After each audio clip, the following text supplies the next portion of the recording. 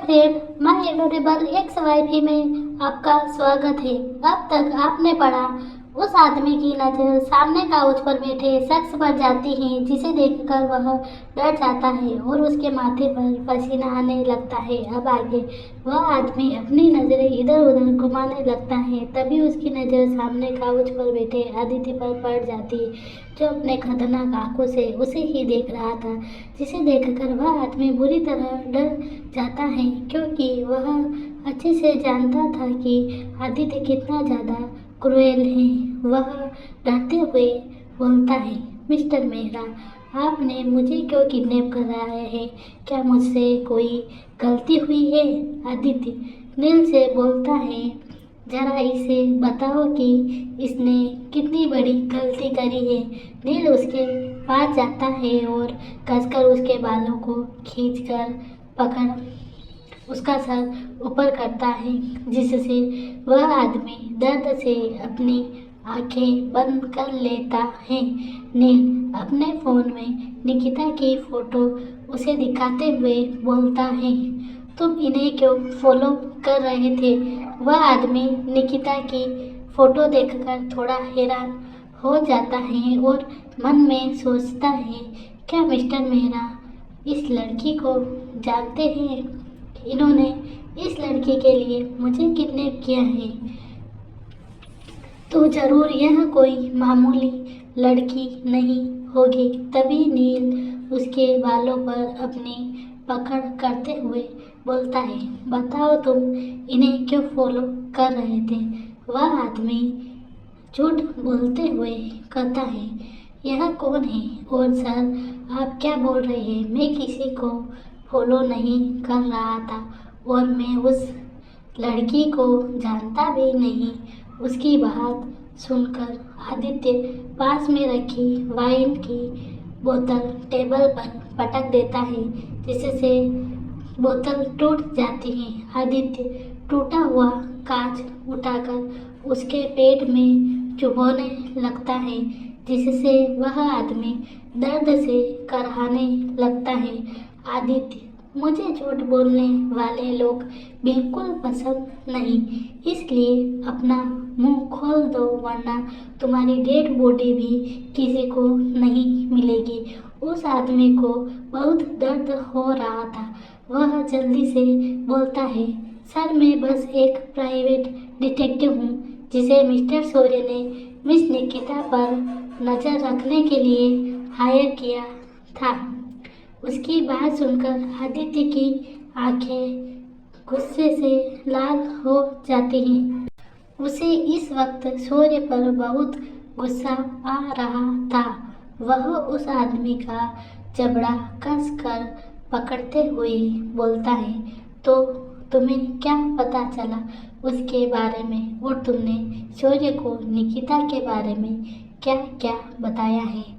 वह आदमी रोते हुए बोलता है, मुझे इससे ज़्यादा कुछ नहीं पता चला।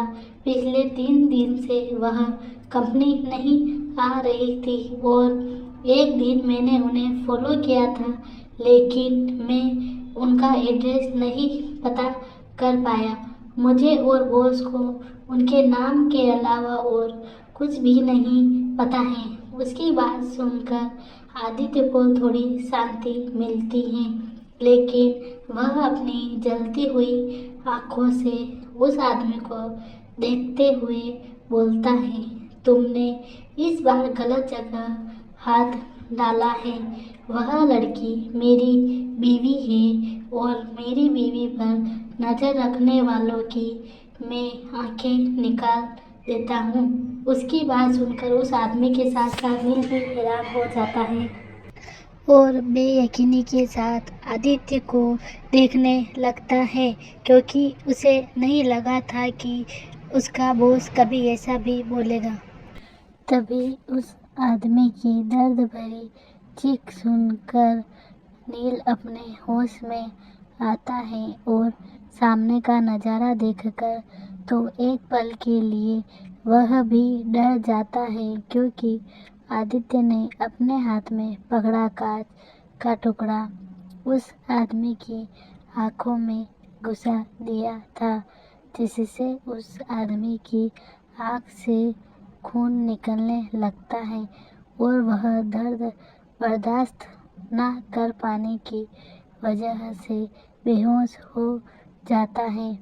आदित्य अपने हाथों में लगा खून टिश्यू पेपर से साफ करते हुए बोलता है, जिस किसी ने भी मेरी बीवी को आँख उठाकर भी देखा, उसका हसन यही होगा और उस सूर्य को उसकी औकात दिखानी पड़ेगी। इतना बोलकर वह वहाँ से निकल जाता है। वह नील भी अब उसके पीछे चला जाता है।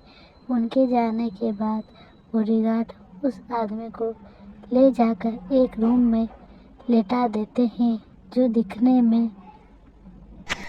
देखने में किसी हॉस्पिटल के जैसा लग रहा था। खन्ना मेंशन सूर्य अपने रूम में इधर से उधर टहल रहा था। उसके हाथ में उसका फ़ोन था और वह लगातार किसी को कॉल करने की कोशिश कर रहा था।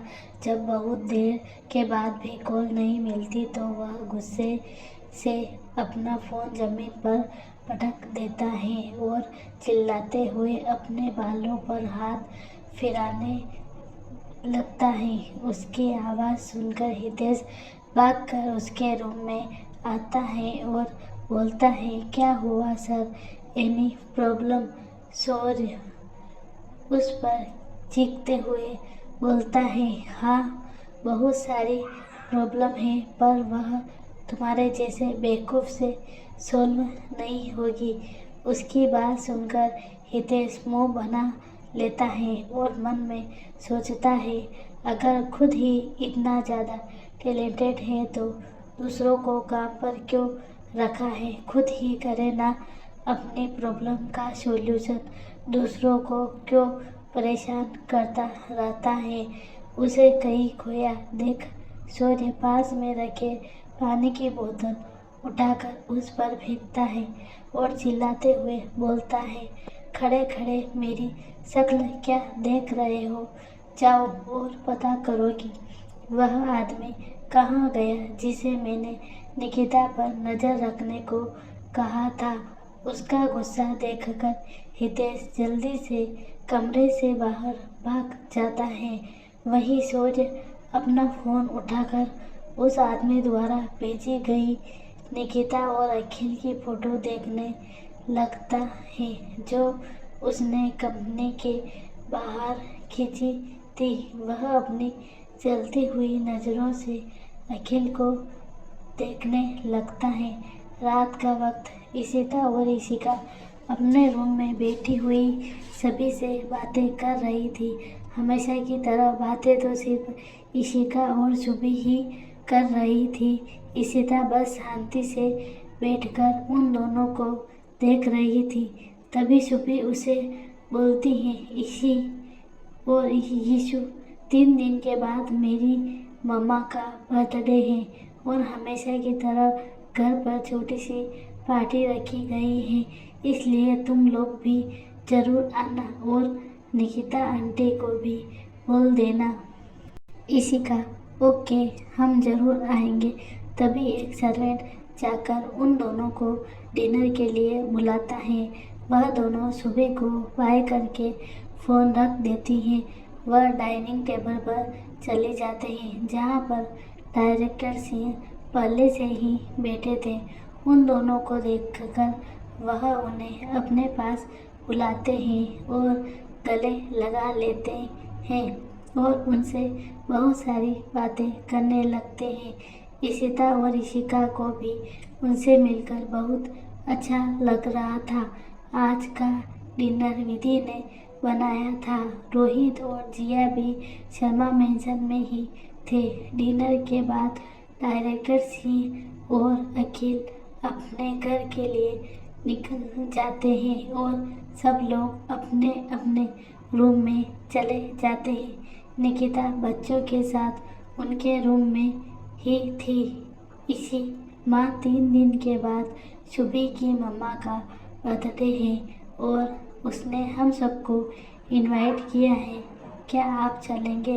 निकिता, अगर उसने वहाँ पर इनवाइट किया है तो हमें चलना चाहिए, क्योंकि वह आपकी इकलौती बेस्ट फ्रेंड है जो उसकी बात सुनकर इशिका खुश हो जाती है।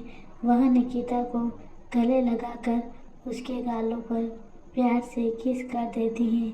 ऐसे ही रात हो जाती है। निकिता बच्चों को सुलाकर अपने रूम में चली जाती है। आगे की स्टोरी जानने के लिए देखते रहिए माय अडोरेबल XYP। धन्यवाद।